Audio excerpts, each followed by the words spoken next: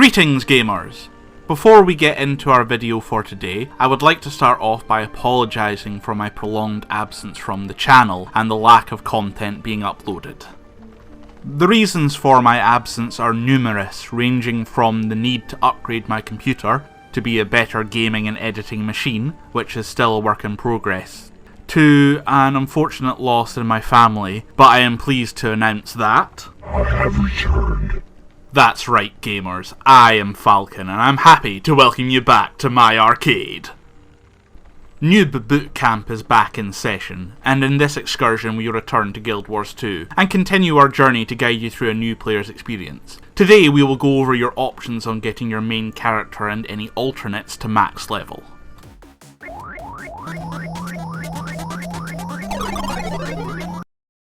Now last time we covered character creation, a basic look at the 9 core classes, and each of their current elite specialisations. After which we then moved on to the world map and how questing works in Guild Wars 2, as well as the different types of gear a player can find or craft in the game. In this boot camp we will be diving into levelling in more detail by covering what you can do to get any of your characters to max level. Open world content such as the meta events and world bosses, the personal story, dungeons, and a quick look at the crafting disciplines and systems in Guild Wars 2.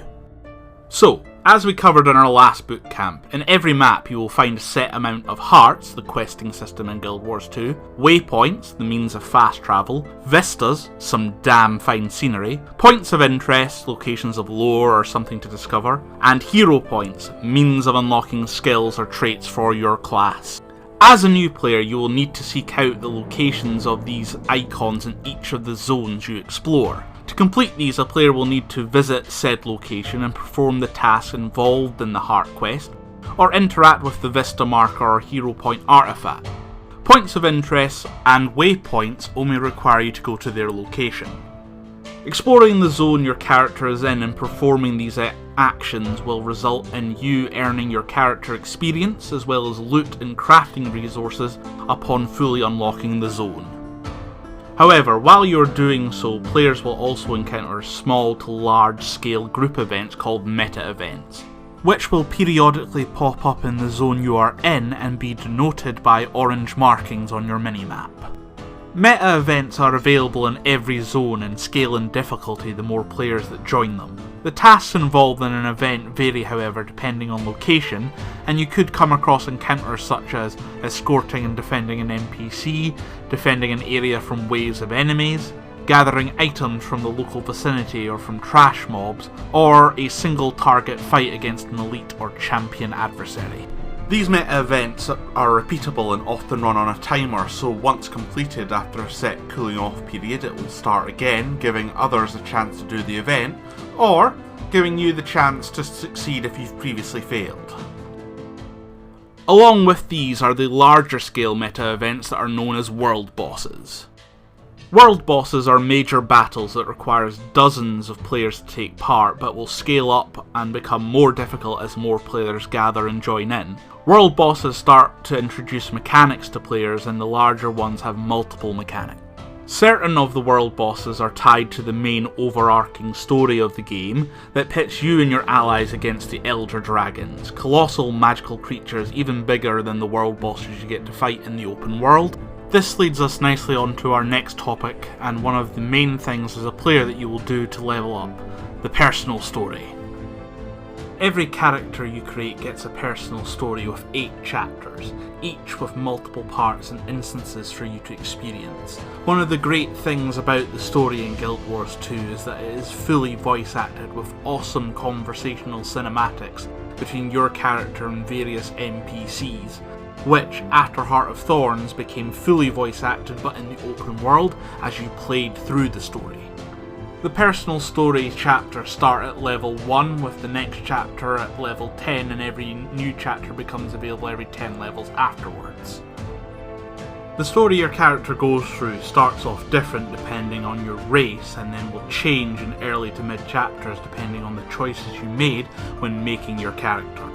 As you progress through your personal story, you will be presented with options that will somewhat affect how later chapters play out, such as when you decide which of the 3 independent orders, the Vigil, the Durman Priory, or the Order of Whispers, you wish to join, or what strategies to choose in your fight against the Elder Dragon. This gives your personal story elements of replayability with the different races, the 3 orders, and your decisions on tactics. Things will play out differently except for certain key events.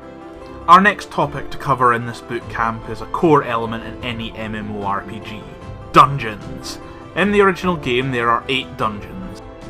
Each dungeon has a story path which connects to your personal story, with the first of these getting unlocked at level 30. Now, to avoid spoilers, I'll be only giving dungeons overall a quick description. Each dungeon is themed around adversaries that you as a player will encounter in the open world.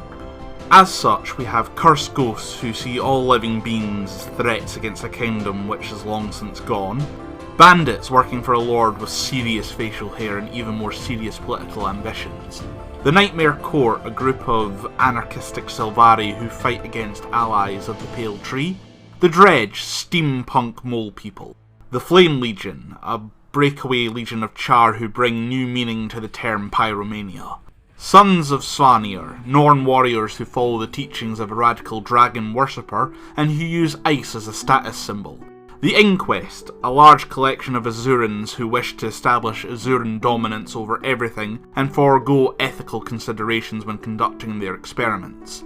Finally, the Risen, the undead minions of the Elder Dragon of Death, Zaitan. Each dungeon has multiple bosses and or group events, as well as many small encounters.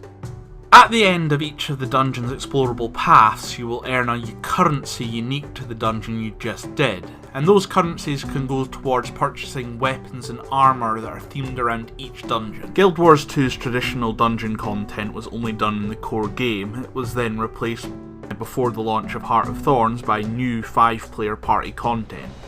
The new content was shorter but required more skill and class coordination to do. Fractals of the Mist are a series of mini dungeons that become more difficult as you progress through the 4 tiers, and utilise a unique mechanic called Agony. Fractals of the Mist are without a doubt endgame content, and we will cover them in more detail in a following video. Our final topic for leveling your characters to 80 is something that could be covered by its own video, and maybe in the future it will be: crafting. Crafting in Guild Wars 2 is something that as you gain experience and level up your crafting discipline, you will also gain experience to level up your character. Each character you make can learn up to a minimum of 2 crafting disciplines. This limit though can be expanded by a gem store purchase. So what are the crafting disciplines? Well, there is 9 in total. 7 are based around the creation of the different types of gear that your character can be equipped with. Armoursmith, Leatherworker and Tailor for the creation of the heavy, medium or light armours. Weaponsmith, Huntsman and Artificer for the creation of the 16 different weapon types in the game, and Jeweler for the creation of your character's trinkets and other accessories. The remaining 2 disciplines are Chef, which creates foods and other consumables for giving characters temporary buffs to improve a selection of stats, usually linked to combat. Finally, there is Scribe, which is wholly a different discipline from the rest. It's linked to guilds and guild halls. The Scribe's main purpose is to create decorations for personalising a guild hall, as well as making banners to give temporary non-combat related buffs to a player's guild. Crafting anything in Guild Wars 2 requires 3 things: the right resources, which your character gathers from around the world map, the recipe, which is something either your character will purchase or unlock, or learn via the Discovery tab, and finally to be the right crafting level. Higher level recipes may require the combination of lower tiered creations, so there is a bit of complexity in the crafting professions. But the good news is that thanks to one of the player systems, the material storage system, anything gathered and deposited by one of your characters is available to all of them. Guild Wars 2 has several systems like this that not only improve the player experience but the quality of life of the game as well. I will discuss these in more detail in a follow-up video. When it comes to crafting, the best option is on your main to take one of either the crafting disciplines that is used to create the armour your character uses, or the discipline that creates more of the weapons you like to use. For the second discipline, you could then either take up the other from the first two options, or you could go with one that uses different materials so it's easier to level 2 at once and get the most experience, for example, armour and chef, or tailor and jeweller. So, these are the main examples of levelling in Guild Wars 2. In combination with exploration, it allows for quick levelling of your main character and any alts, and will get you to level 80, the max level in the game. Upon reaching this milestone though, you will then be looking for what to do upon reaching level 80, and we'll cover these options in full in our next Guild Wars 2 Noobs guide. Please remember to like, comment and subscribe to my channel, and stay notified to see our future content like why Guild Wars 2 is one of the best MMOs around, a new boot camp for the Newbs to Sea of Thieves, what could and should have been features announced for End of Dragons, and the third part of this series, Noob's Guide to Guild Wars 2's Endgame. And with that, I am Falcon, and I bid you well for now from my arcade. It's hard to explain. They're talking about you, but you're still the same. There's something inside you. It's hard to explain. They're talking about you, boy, but you're still the same. There's something inside you. It's hard to explain. They're talking about you, boy, but you're still the same.